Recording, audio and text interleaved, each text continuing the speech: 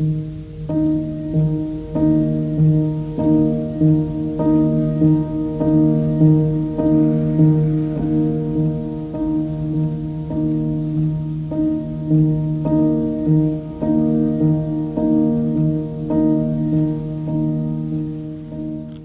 Samo Rugel je mojster literarnega potopisa. O tem nedvomno pričajo njegove knjige Triglavske poti, Na prepihu in Soncu naproti, za katero je prejel tudi nagrado Krilata želva za najboljši slovenski potopis. In to potrjuje tudi njegovo najnovejše delo, potopis z naslovom Vandranje, ki je pri Cankarjevi založbi še v eminentni zbirki Spoti. V Vandranju se Rugel po skoraj pol stoletja vrača na slovenski del evropske pešpoti E6, ki je kot mladenič prehodil prvič, tokrat pa se je na to pot podal v družbi svojega prvorojenca.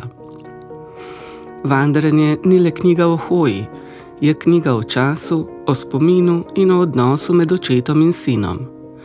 Je tudi zgodba o Sloveniji, ki se, če jo prehodimo peš, razkrije kot presenetljivo velika, raznolika in neizčrpna pokrajina.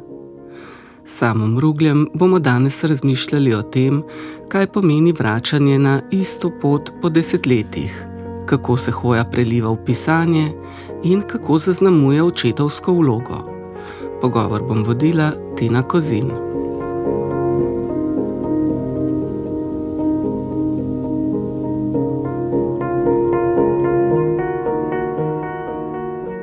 Spoštovani poslušalci, lepo pozdravljeni v današnji oddaji Literarna matineja.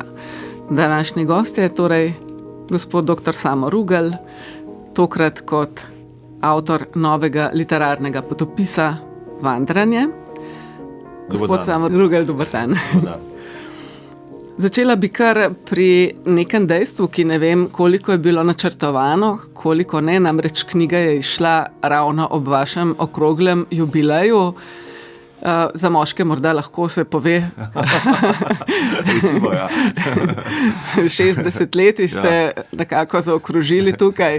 In taki jubileji so včasih, saj za razmišljajoče ljudi, tudi trenutek, ko se malo ozremo nazaj po teh, ki smo jih prehodili dobesedno ali pa metaforično. Pa me zanima, glede na to, da je ta vaša pot, kot sem povedala že v napovedi, pot, po kateri ste hodili že kot mladenič, zdaj pa ste jo prehodili v očetovski vlogi s svojim prvorojencem, je posebna pot. Vidite kakšno simboliko v tem, da potem ta knjiga izide ravno ob vašem osebnem jubileju še? Ja, bilo je na ta način bilo tudi nekako načrtovano. Urednik te knjige je Andrej Blatnik, je Andrej Blatnik. Knjiga je šla v zbirki Spoti, ki je v obtoku že od leta 1995, to pomeni 30 let, že imamo to zbirko. Jaz sem pač velik ljubitelj potopisov, osebno, tudi rečemo avtorsko. Tudi v naši založbi imamo eno zbirko s terena, ki prinaša tudi kar nekaj potopisov, do zdaj smo jih izdali v 11 letih, več kot 40. Z Andrejem Blatnikom sva se že kar nekaj časa dogovarjala, da bi morda recimo lahko pa šla do ene skupne ideje, skupne točke, da bi kakšna moja knjiga išla tudi v tej zbirki. Lahko rečem, da je to bilo na neki listi mojih življenjskih želja, da bi imel en potopis v tej zbirki, ki se mi zdi res nekako prestižna in je v dosedanjih 30 letih pa nesla ogromen dobrih besedil, tako prevedenih kot domačih. Jasno, zdaj pa seveda je zmeraj vprašanje, kaj je ta tema, ki bi nekako bila dovolj zanimiva za urednika, ki ima dosti visoke standarde, kaj spada v tako zbirko potopisov, ker v resnici on ne želi objavljati tako imenovanih reportažnih potopisov, ker je samo nek tak bolj pragmatičen popis nekega potovanja, poti in tako naprej. In sva se že pred leti dogovarjala za neke druge projekte, pa se nekako tam potem ni šlo in sem mu potem tudi jaz predlagal neke ideje, pa je potem on dal na nek način idejo, kaj pa če bi kaj po Sloveniji. Torej on je dal idejo in potem, ne glede na to, da on ni zdaj nek pohodnik po svoji prostočasni dejavnosti, je on izustil E6. sem rekel, E6. To se mi zdela pa zanimivo reč že iz tega, kar ste prej omenili, da sem dejansko šel po tej poti kot mlad človek, star 12-13 let. Takrat sem bil pri tabornikih in je takratni moj vodnik Tone Kovač imel veliki idej, zmerno se je vodil na neke izlete ob koncu tedna, potem je pa želel nadgraditi to druženje s tem, da bi mogoče šli na večdnevni pohod, ne. In smo šli dejansko dvakrat za 1. maj v letih 78 in 79. Ta pot je bila podprta leta 75, ne, recimo takrat so jo odprli ta slovenski oziroma takrat je bil to še jugoslovanski del. Smo šli, prvič smo se zapeljali do tega recimo izhodišča, ko se spustiš čez Kozjak v Radlje ob Dravi, tam smo pa šli in smo potem 5 dni hodili. Smo pa šli do Jevnice, smo se odpeljali z vlakom domov in se naslednji let približno v istem terminu vrnili z vlakom iz Ljubljane nazaj v Jevnico in tam potem nadaljevali pot. Nismo prišli čisto do konca, ne, pot se je takrat zaključovala na reki, ker smo imeli dejansko več dni dežja, podobno kot smo imeli tudi midva prvi del poti, tako da so potem pa midva z takratnim prijateljem Matjažem Fonom, ki tudi dela na televiziji že ves ta čas, so se odločila, da še zmeraj sva bila najstnika, da bo to dokončala in sva potem enkrat se odpeljala še na ta, recimo, reški konec in sva, rečemo nekih 5-6 ur je bilo treba odhoditi in še zadnje 3 štemplje dobiti, tako da sva potem dokončala to pot leta 82. Ne. In potem, ko je dal Andrej Blatnik to idejo, sem rekel, to bi pa se mogoče dal speljati, sem razmišljal, potem sem pač si tudi ogledal, ta trasa, recimo sedanje slovenske E6 je malo drugačna, po kateri sva midva šla. In sicer, mislim, da leta 95 se jo potem preusmerili, tako da se zdaj zaključi tam pri Sečovljah, ampak jaz sem se odločil, da bi poskušal ponoviti takratno traso, da bi bil to na nek način kopija ali pa prva ponovitev takratne poti, seveda pa nisem želel iti sam, ne. To je nekako, seveda lahko bi šel, ker to je vse relativno dolga pot, tudi nisem vedel, zdaj jo bom uspel speljati in tako naprej. Nagovarjal sem starejšega sina, ki je zagrizen hribovec, ampak kljub temu, da ima ta pot recimo 9-10 tisoč višinskih metrov na poti, je to zanj ravnina, ne. Recimo on to ne smatra sploh kot neko hribolazenje, ker v zadnjih letih se recimo relativno z večjimi strminami pa izzivi ukvarja. Ampak potem sem nekako dočel se en malo pritisnil, en pritiskal nanj in potem mi dal en zelo omejen čas na razpolago. Rekel, glej, jaz grem za prvomajske praznike s prijatelji na neko potovanje, na Češko so bili že nekako splanirani. Ko sem gledal vremensko napoved, bi ravno tisti čas bil najbolj primeren, nekaj je bilo napovedan, tako en teden sonca nekje v prihodnosti. In nekako je na koncu prišlo do tega, da sva imela samo 5-6 dni časa, 6 dni od 23. aprila naprej in sem rekel, pejva, bova probala, ne, zaradi tega sem tudi dal v tej knjigi naslov Vandranje. Imel sem nekako okvirno idejo, kaj bi želel, da bi hotel to pot speljati, nisem niti vedel, če bo uspela celo pot prehoditi. Imela sva recimo 2 prenočišči rezervirani in sva se spravila na pot. In bila je želja iti po tej poti, bila je želja, da bi jo na nek način potem zaokrožil v nek potopis. Seveda eno je to, kaj je ideja pa želja, drugo je pa, če to uspeš realizirati. In seveda velika želja, da greš tako pot narediti s svojim sinom, ne, ki v bistvu je pa dejansko zdaj na vrhuncu svojih moči. In je večkrat prav sopotnik za tako reč, ne. No, tudi v napovedi sem povedala, da je to večplastna knjiga, do tega bova še prišla. Mogoče zdaj, ko ste ravno že vse to povedali, lahko malo opiševa pot, ki se reče tudi Jantarna pot, vsaj ta del, ki sta ga vidva prehodila in kaj konkretno je to pomenilo. Povedali ste, da je šlo za izredne razmere in koliko kilometrov sta prehodila, v koliko dneh, ter seveda višinske razlike, ki jih tudi ni malo. Ja.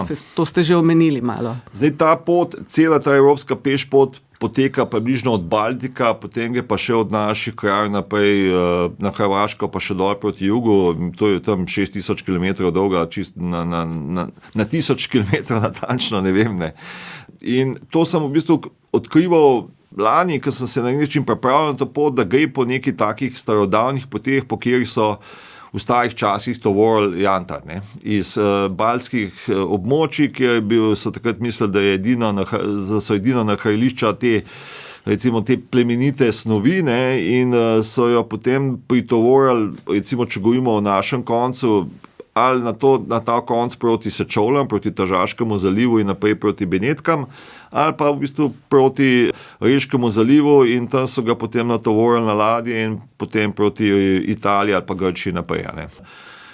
Po tej poti so jasno pred desetletji potegnili evropsko pešpot, leta 1975 smo dobili potem še slovenski del in ob tej priložnosti je šla potem tak lep dosti dobro narejen ta vodnik, ne, po tej poti in ta slovensko-jugoslovanski del, ne, se je v bistvu ta hrvaški del bil zelo kratek, recimo samo za zaključen odsek.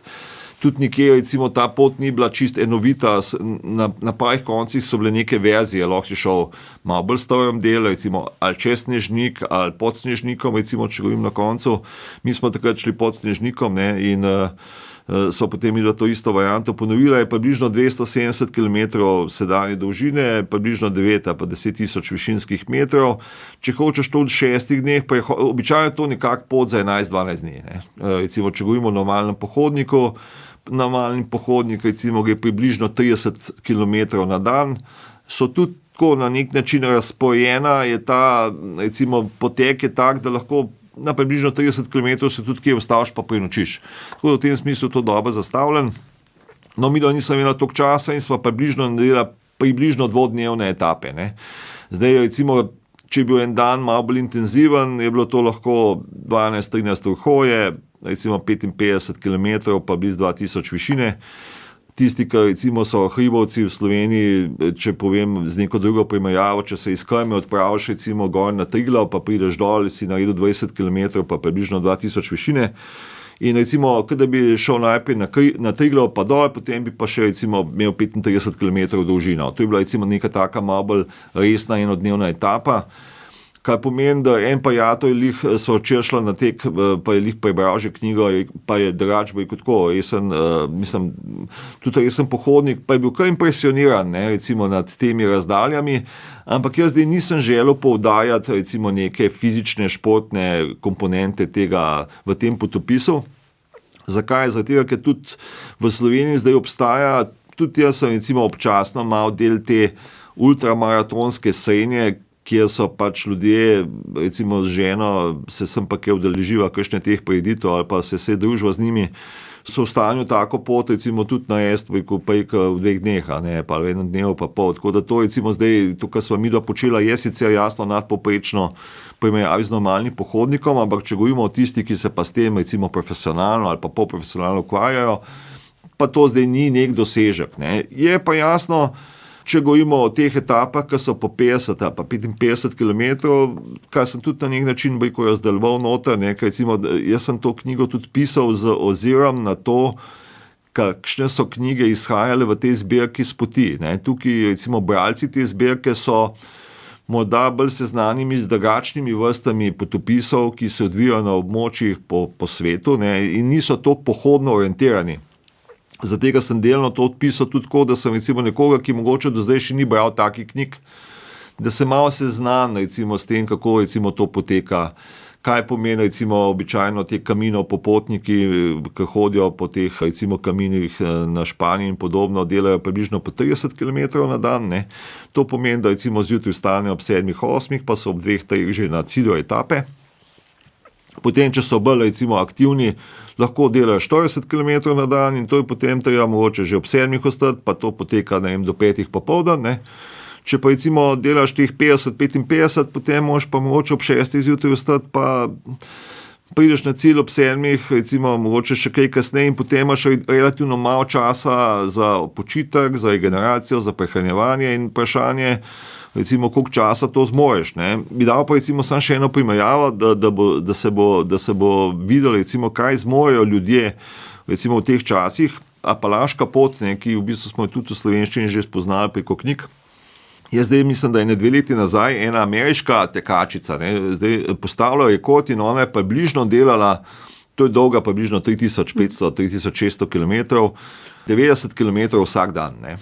To je 40 dni in zdaj rekord ima ženska, ne, na tej poti. Ne. To je, zdaj so recimo zdržljivost na tej poti dokazali, da so ženske najboljše. Ne.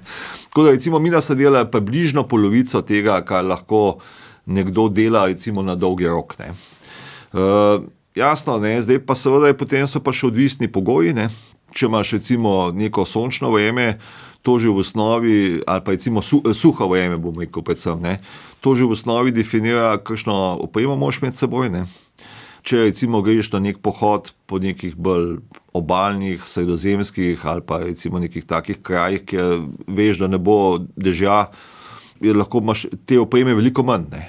Tudi recimo obutev, rezervna oblačila, to lahko zelo zminimaliziraš in potem ta tvoj nahrbtnik lahko res mejhan. Ne. Recimo 1-2 znanca sta šla lani recimo čez cel Velebit, ne, nekih 250 km, približno nekaj tazga in sta v bistvu imela sabo kot mali ruzaček, kot 1 kilo ali pa 2 kili, kot še nanorak na sep. Ne.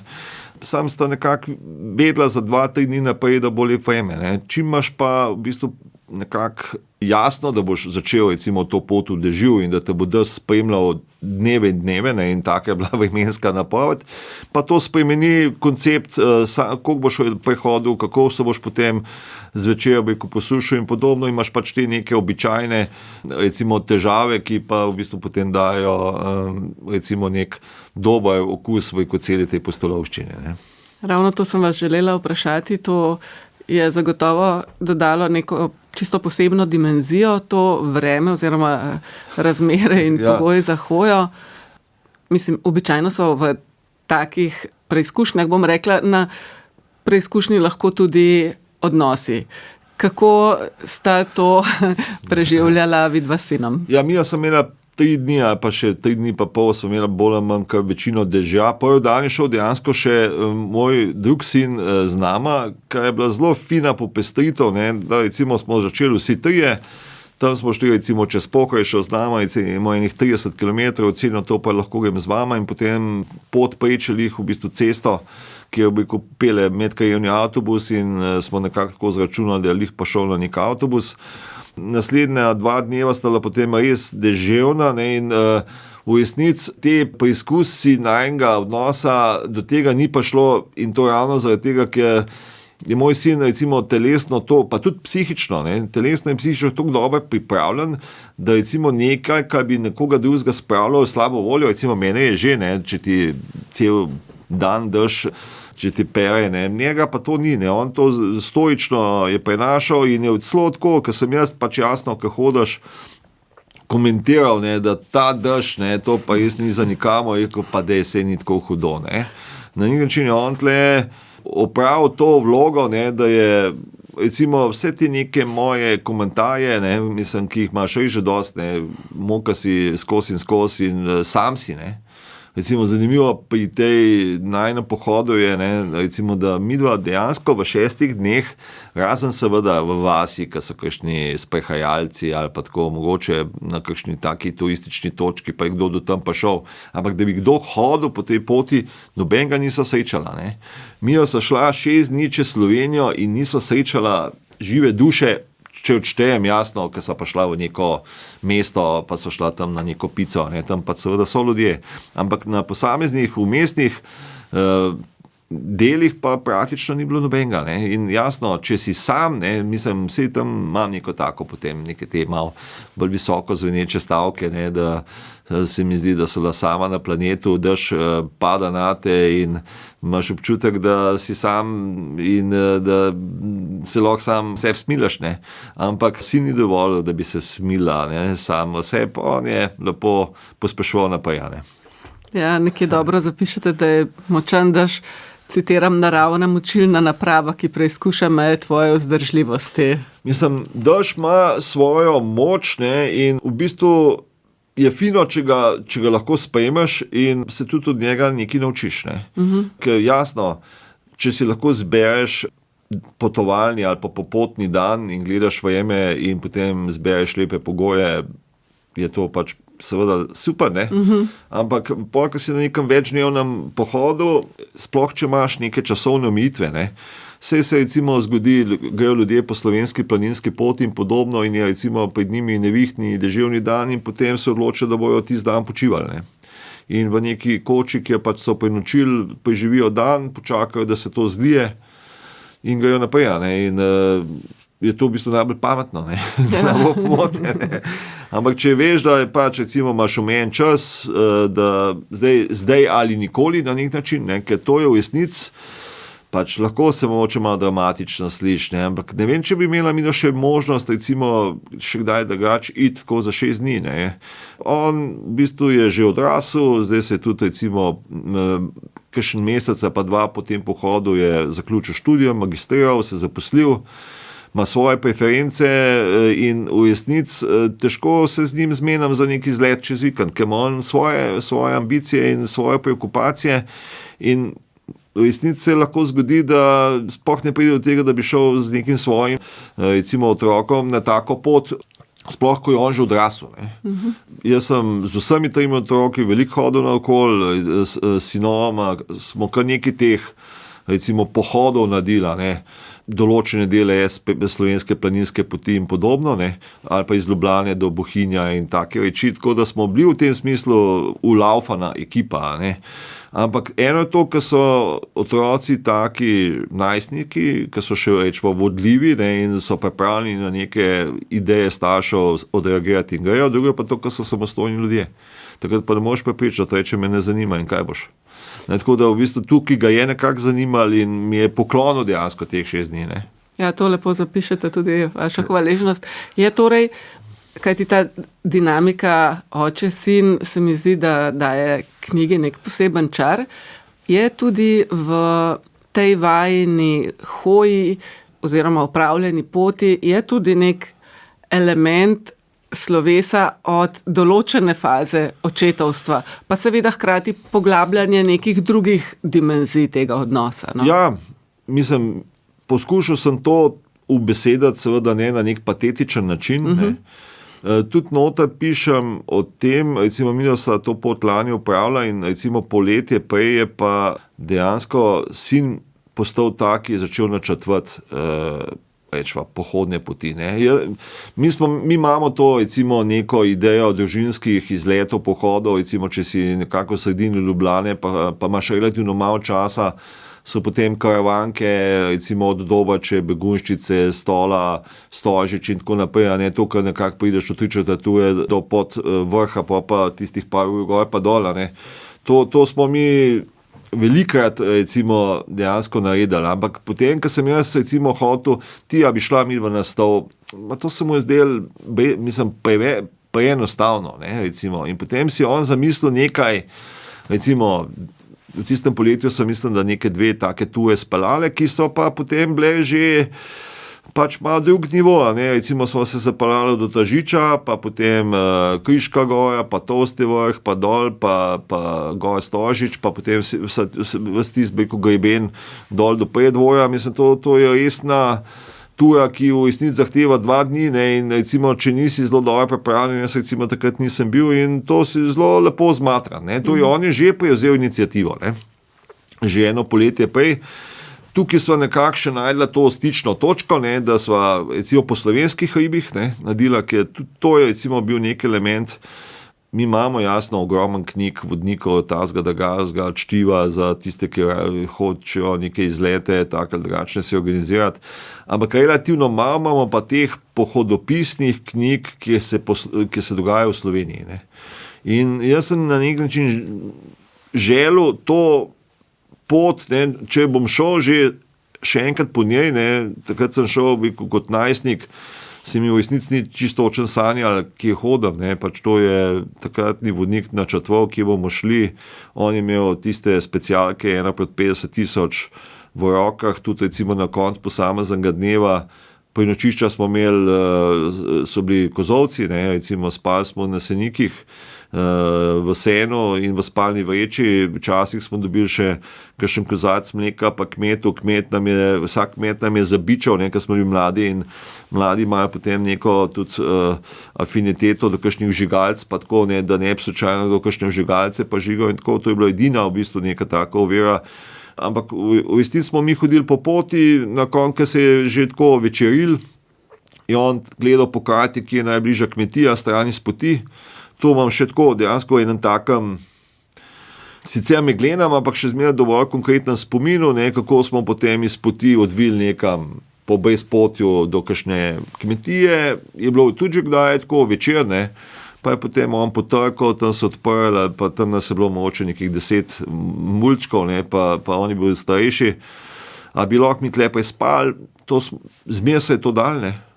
Kdo pa tle zavrnil zdaj neke otroke s spalnimi vrečami po celi dnev, ne.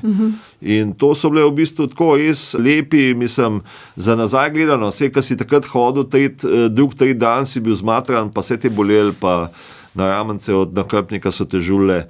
Tam proti koncu, ne, 4., 5. dan je bilo že boljš, ne, recimo takrat tudi, ko si mlad, ta regeneracija poteka hita, ne, mislim, telo se res hita adaptira, če si približno v športnem statusu.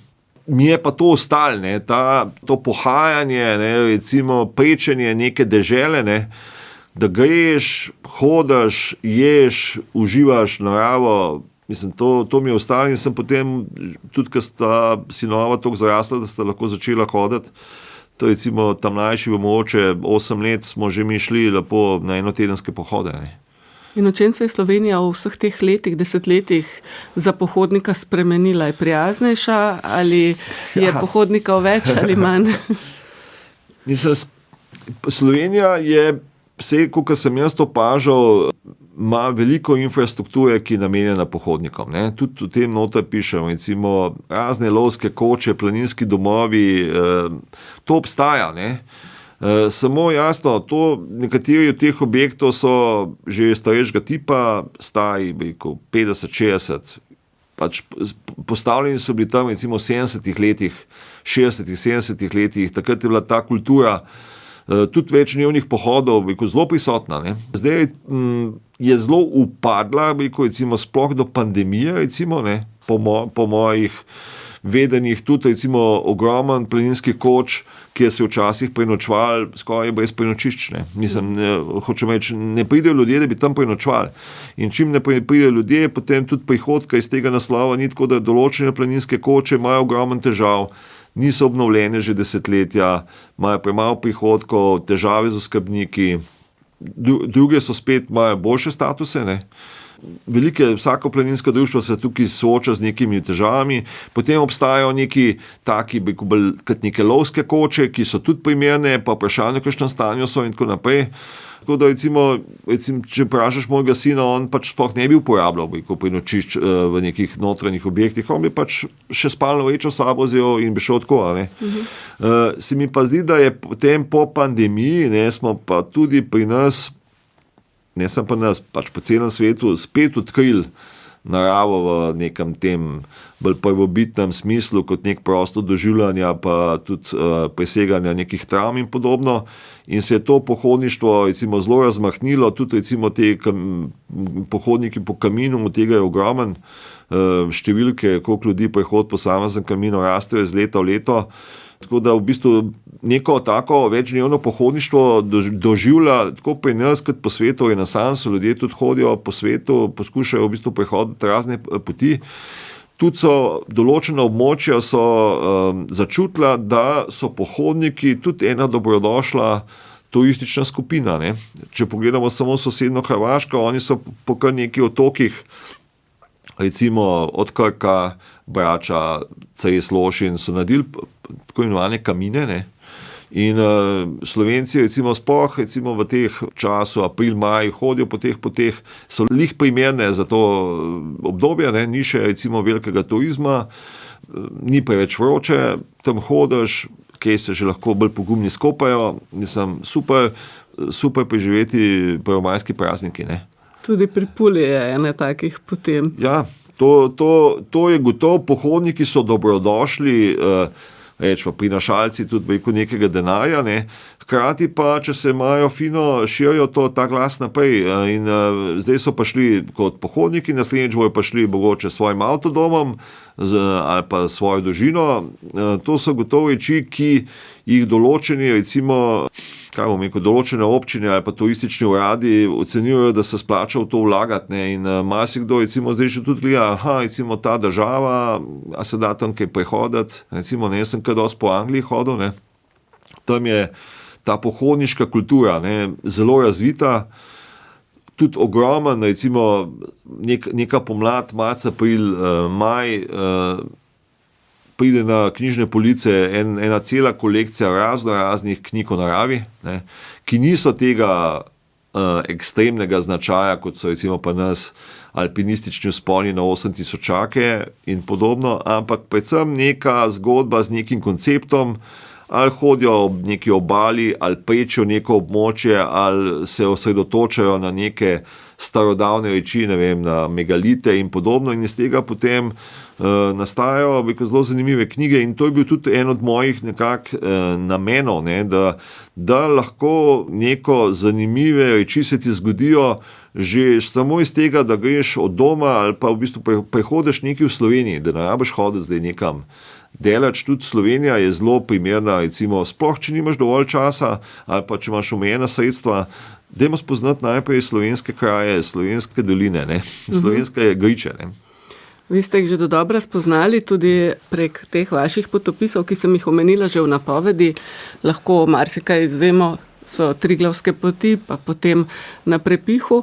Potem pa ste recimo v knjigi Soncu naproti, kjer sta z ženo hodila po težko dostopnih predelih Krete, ste v potopisu pletli tudi zgodovinske oziroma mitološke zgodbe. Pa me zanima, vas je pri Jantarni poti tudi nagovorila zgodovinska dimenzija te poti? Ja, jaz sem, recimo, preden sem šel na pot, sem raziskoval, če so kakršnikoli ostanki, ne, recimo tega Jantarja, ne, recimo, zelo bi si želel, da bi kje kakšen muzejček, ne, o poti. Ampak prav na temo Jantarja nisem nič našel, ne.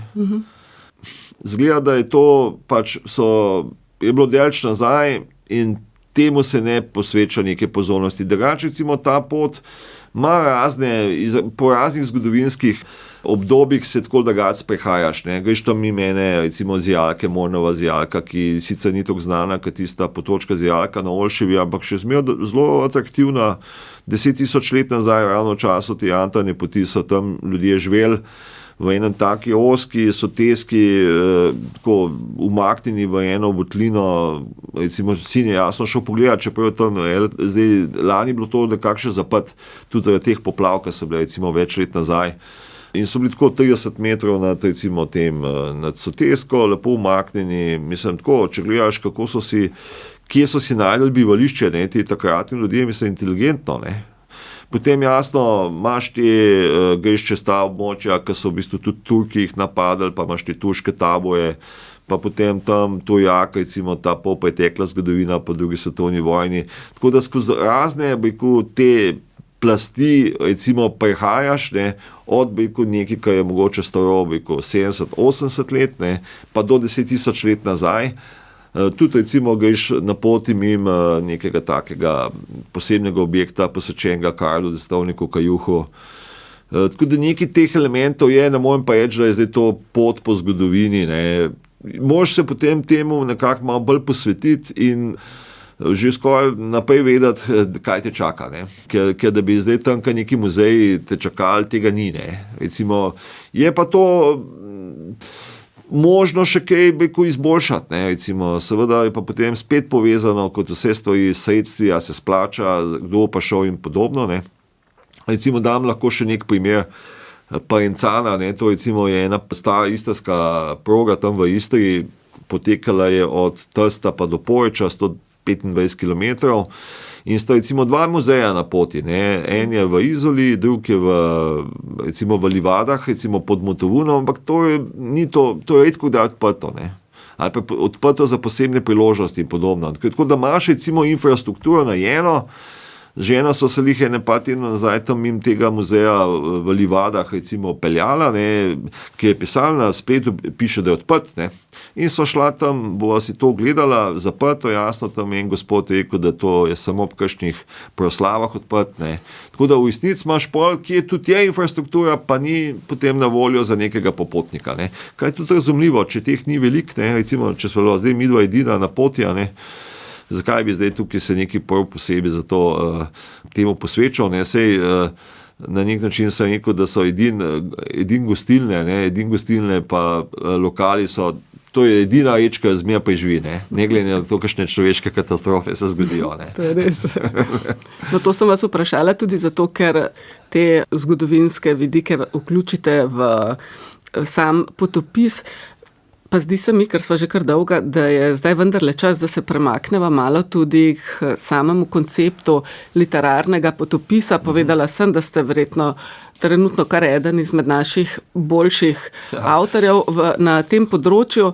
Dobili ste tudi nagrado Krilata želva, pa me zanima, kaj vas zanima pa kot avtorja, kako recimo eno tako zgodbo, ki je vendarle tudi še preizkušanje lastnih meja, zmogljivosti, avantura, je hoja, je fizični napor, kako to prenesti v literarni potopis, kaj je tam pomembno? Ja, to so recimo kar zahtevna vprašanja, ne.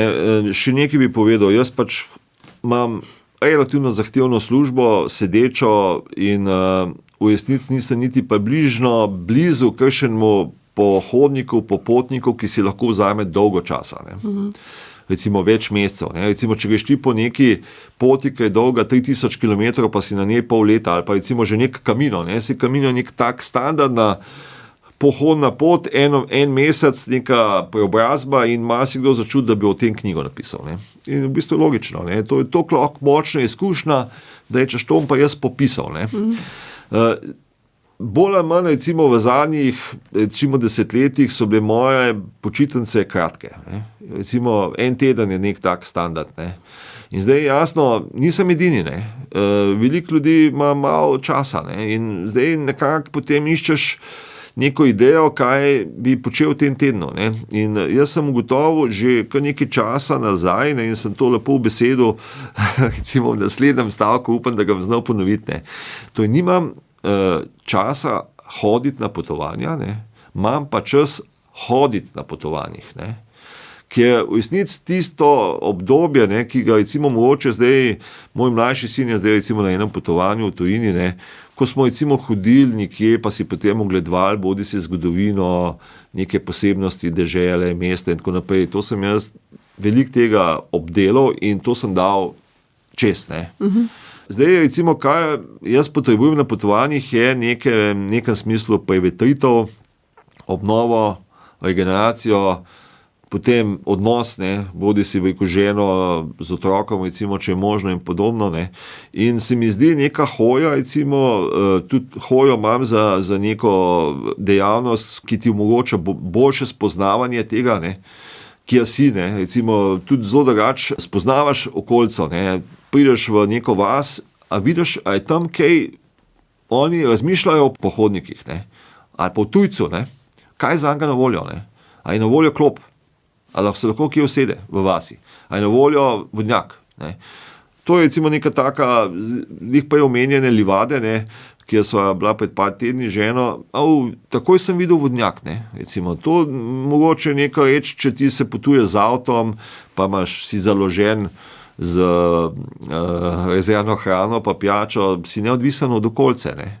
Če si pa ti samo z nekim majhnim ruzakom, v katerem imaš tudi minimalno hrane, ker zmeraj gledaš na to, da ne bo zdaj prevelike teže nosil, imaš mogoče kos kruha pa klobaso ali pa kos sira, pa si pa zelo odvisen tega, a je trgovina odprta, a je kaj noter, a je to in tako naprej. Če prideš v gostilno, moraš recimo pravočasno priti, če cel dan hodiš, pa potem prideš zvečer prepozen v kraj, ki je edina gostilna, kako boš, ne? Mislim, cel dan si hodil, ne moreš nadomestiti izgubljene energije in naslednji dan imaš planiti naprej. Tako da vse to na nek način potem postane pomembno, ne? Recimo pri hoji postane, ali pa pri nekem takem fizičnem premagovanju nekih daljših razdalj, postane pomembno, kako se boš okrepil, kako se boš osvežil in tako naprej. Tako da recimo zdaj to nekako uplest v neko zgodbo, v nek literarni potopis, je pa seveda potem odvisno od tega, ali si v stanju tudi iz manjših stvari, iz manjših doživljajev narediti neko napetost, neko dinamiko. In jaz sem do zdaj napisal nekaj knjig, Triglavske poti je bil v bistvu moj ta prvi tak potopis, ki je v resnici, če gledamo čisto literarno, mislim, to gledam jaz, pač, recimo, da poskušam gledati objektivno, dosti inovativen, zgodi se v enem dobrem dnevu. In recimo sem raziskoval po spletu, zelo malo je potopisov, ki se zgodijo v enem dnevu. Zakaj? Zato, ker težko se ti zgodi v enem dnevu toliko zanimivega, da bi zdaj ti iz tega knjigo pisal. In te Triglavske poti, to je šlo leta 2018, sva šla midva z prijateljico Mojco, ki je v bistvu tudi tako športno dovolj natrenirana, da je lahko tako šla, ne da bi se posebej pripravljala za to. Sva en dan šla iz Ljubljane, sva ob 4 zjutraj se lotila, pa sva šla potem čez hribe in doline, sva pa šla zvečer v Bohinj, kjer ima v bistvu ona počitniško hiško, sva tam prespala, drug dan sva šla na Triglav, se spustila v Krmo, kamor je pa šla potem moja žena iskat, in v bistvu se skupaj trajalo, rečemo, nekih 35 ur. In v bistvu sva iz 35 ur potem si naredila, doživetje, kad ti greš tako Ljubljana, Triglav, pa še dol v tem kratkem času, je že to, si lepo na adrenalinu, ampak to ni dovolj za potopis. Tako da sem jaz potem recimo tam uporabil ta element, tako imenovanih utrinkov iz preteklosti, oziroma lepo rečeno po angleško flashbackov. In recimo je bil Triglav tudi kot neka taka, rečemo, legendarna gora, tudi v naši družini, meni sta starša govorila, da sem bil že pred rojstvom na Triglavu, ker je bila mama, ko je bila noseča z mano, ko je bila na Triglavu par mesecev, mislim, dejansko par mesecev potem, ko je zanosila, in je lahko šla še na take, recimo, vrhove, in sem potem jaz uporabil Triglav, kot nek element, midva so šla na Triglav, ampak sem hkrati svoje pretekle Triglave v bistvu obdelal in sem jih vključil noter, in je to mogoče še tam približno 10 raznih vzponov na Triglav, od tega, kako sem šel potem sam, pa s prijatelji, pa s punco, pa z otroki, pa ženo, pa potem ženo so šla enkrat tudi tako, v bistvu Ljubljana, Triglav. Obstaja tudi tako imenovana transverzalna pot dr. Janeza Ruglja, ki v bistvu so jo njegovi zdravljenci naredili tam v 90-ih letih in mi so šla recimo po tej poti. Tudi v tej knjigi Triglavske poti je na koncu, recimo, sta še 2 strani, kamor lahko štemplaš, recimo, in dobiš še zmeraj značko. Recimo, tako da v bistvu vsaka nekak, recimo, knjiga sem jo poskušal na nek inovativen način narediti. Zdaj, bralci ne presojajo, je to uspel. Prej omenjena Kreta Soncu naproti niti ni bila mišljena, da bom iz tega delal knjigo, ampak recimo sem takrat delal na neki tekaški knjigi in sem hotel vključiti tudi neko poglavje najnega pohoda po Kreti, ki je bilo pa recimo, sem imela pa neko relativno napeto štorijo tam, zmanjkalo nama je na enem območju vode, bilo je vroče in sva potem imela težave, da prideva sploh do cilja, in 2 tedna potem je en umrl na tej trasi, kar je pomenilo, da to zdaj ni tako nek hec, recimo, to ni bilo samo v najni glavi, da je to bila drama, ampak je bila res drama. In recimo sem tisti potopis začel tako, da sem ga šel in medija sredstvo in ni linearna zgodba, ampak je v bistvu nekako drugače zapletena. Poskušal sem ga scenaristično malo dramatizirati, Medtem tukaj recimo sem pa spet recimo poskušal upeljati pa neko drugo metodo, se je zdaj na koncu knjige, ko pride bralec recimo do tam, pa ne ve, recimo, kako je zdaj ta reč v bistvu nastajala kot besedilo, in tam mu potem to pojasnim, in najbolj je to za koga presenečenje, kako je ta knjiga potem, ko sem se jaz vrnil, nastala, Ker ta knjiga je bila mišljena, da bom jaz delal na njej recimo od aprila potem dolg časa, z urednikom so bila zmenjena, da bom približno 8 mesecev na tem delal. No, potem se je obrnilo drugače, pa tega v resnici, pač bralci to preberajo, Tako da vsaka taka knjiga je v bistvu tudi nek koncept, Na Prepihu recimo je bila tudi ena knjiga, ki je šla leta 2021 in je obdelovala to poletje med obema valoma pandemije. In recimo se je začela z 9. majem, takrat, ko je v bistvu bilo nekako so se odprle te poti, da se je lahko šel PST, ne? In se je potem vlekla približno 1 leto in v nekem smislu sem jo jaz zaključil recimo že recimo, ne vem, po 10 mesecih, recimo marca ali pa februarja. Ne. Potem pa v bistvu so bralci, recimo konkretno, mislim, da je Boštjan Videnšek novinar, ki je to bral, rekel, glej, pa sej vi ste šli, ne, tudi letos ste šli, ne, recimo za dan zmage, recimo, to je 1 let kasneje, ne, ko se je recimo že spremenila družbena scena, ne. In sem potem še jaz dopisal neka poglavja, ne? Da se je zaokrožilo in je bilo to potem 1-letna knjiga, začne se z 9. majem 2020, ne? In se konča potem točno 1 leto kasneje. Ne? In v resnici potem ti lahko tudi kakšen bralec, ne? Ker sam mogoče ne vidiš, kako bi to dramaturško zaokrožil, ne? Se to je tiska ne bi delali uredniki, ne? Recimo, ne? Da te oni na nek način opomnejo, kje imaš ti neke, rečemo, dramaturške priložnosti v besedilu, ki jih lahko izkoristiš, ne? In to sem poskušal tudi v tej knjigi, ne, kjer recimo je po eni strani bo človek rekel, pa človek je šel 6 dni tam hoditi, recimo po Sloveniji, ne, kaj bo zdaj on tle, ne, nekaj knjigo s tem, ne. Ja, ne, zdaj, njih to je, če bi šel zdaj jaz hoditi, recimo Nova Zelandija ima recimo eno fino pot, 2000 km dolga, ne, recimo si vzameš pač čisti 3 mesece, ne, odpelješ se Novo Zelandijo, pa tam živiš 3 mesece, prehodiš. To itak si lahko vsak ta drug pa nas privošči, to govorim kot preko hec, ne. Ne moreš si kako to privoščiti, to je potem resen projekt, na kateremu moraš imeti denar, čas, mogoče moraš pustiti službo, ne. Recimo zančena kolegica je dopolnila 50 let, pa je pustila službo, pa bo imela zdaj 1 let tako inovan ta akademsko leto, ne. Sej eni si pač to privoščijo in lahko takrat mogoče realizirajo kakšne take življenjske projekte, ne. Ampak jaz imam tak poklica pa tako službo založnika, ki ne omogoča trajnejše odsotnosti, že recimo 2 tedna je nek skrajni čas in potem sem se odločil, da bom znotraj tega krajših recimo teh izletov ali pa pobegov, pohodov, iz tega poskušal delati zanimive potopise, ki bi jih bral tudi sam. Samo Rugel, ker sva že zelo dolga, jaz imam za vas pripravljenih cel kup vprašanj, kajti knjiga je res dobra, prebrala sem jo na dušek in se zraven spraševala, kako vam je uspelo vse to dejansko, če človek pomisli, o čem boste pisali, potem pa to začneš brati, je res dober koncept in tudi večplastna je. Samo še eno vprašanje bi vam dala, ostalo pa potem prepustiva kar bralcem. Ja. Vsi vaši potopisi so osebni. Tu je precej intimnih izkušenj, tudi opisanih, pa me zanima, je danes nek tak privlačen, dober literarni potopis sploh mogoče pisati brez te osebne izkušnje? To je recimo vprašanje, ki sem si ga tudi seb že zastavil, ne. Kaj recimo bi bil nek potopis, ki bi zdaj mene zanimal, pa da je zdaj pisan, ne.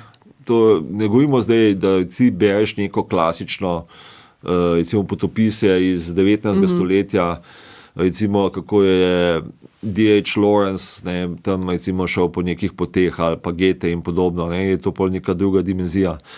Čim manj oseben je, tam manj zanimiv je po moje, ne. Zdaj, da bi v času spleta, v času tega, ko lahko ti praktično z neki kliki vsej ogleduješ si na ekranu kjerkoli delček sveta, pa lahko povprašaš spletne vire, da ti o tem kaj dosti povejo, da bi ti zdaj pisal nekaj, kar je samo nekak faktografija v tretji osebi. Mislim, vse kakšni to še delajo, ne.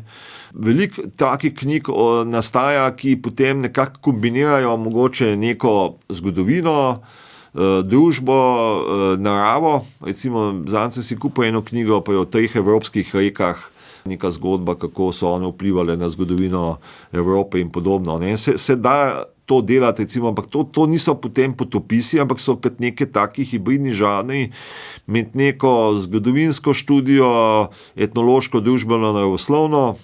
Vse, kaj bi me mogoče recimo na to temo tudi pritegnili, ne? Ampak tudi to, kar recimo dobivamo v prevodih, ne?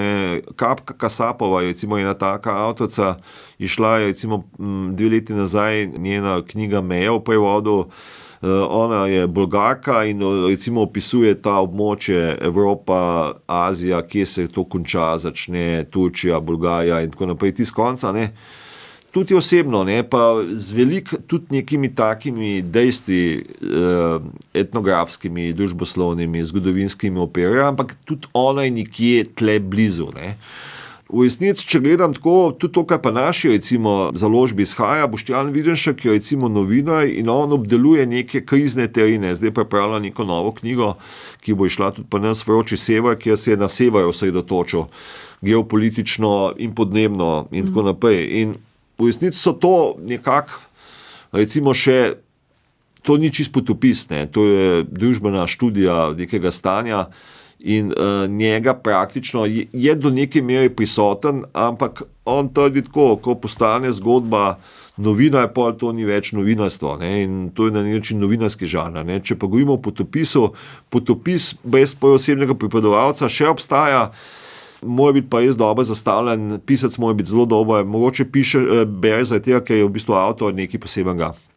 Ali je to nek pisatelj, ali neka taka nenavadna oseba, lahko je tudi filmski igralec, nekdo, ki nekje je šel, pa potem to popisuje in ti je to zaradi tega zanimivo, ker veš, da je to napisal, ne pa toliko zaradi tega, kaj je napisano. Dr. Samo Rugelj, hvala. Želim vam še veliko zanimivih in po vaši meri krojenih poti in seveda vam in nam še veliko takih knjig. Hvala lepa. Spoštovani poslušalci, vas seveda vabim k branju knjige Vandranje dr. Sama Ruglja. Izšla je pri Cankarjevi založbi v eminentni zbirki Spoti. Z dr. Samom Rugljem sem se danes pogovarjala Tina Kozin, za tehnični vidik oddaje pa je skrbel Jernej Boc.